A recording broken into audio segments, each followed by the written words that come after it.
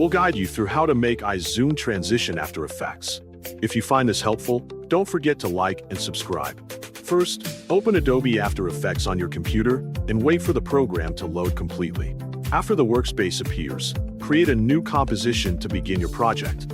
Set the composition settings you need, then confirm to open the timeline. Next, import 2 video clips from your computer into the project panel. After the clips have been imported, place both clips in the timeline in the order you want them to appear.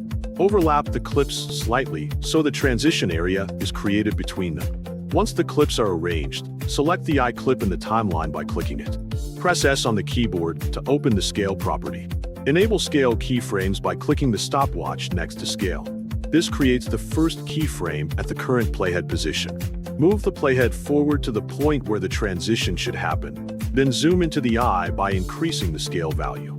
A new keyframe will be created automatically, making the zoom animation occur over time. After setting the zoom, add Gaussian Blur to the same clip by selecting it and applying the effect from the Effects and Presets panel.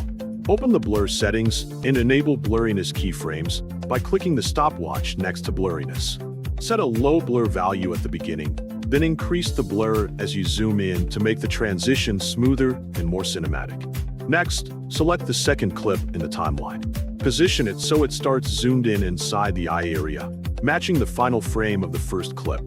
Press S to open the Scale property and enable keyframes.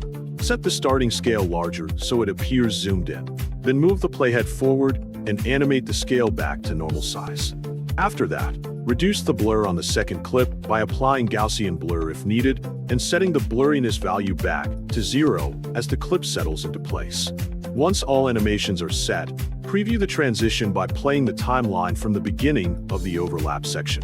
Watch carefully to make sure the zoom flows smoothly from the first clip into the second clip and the blur matches the movement. When everything looks correct, add the composition to the render queue. Then click Render to export the final video.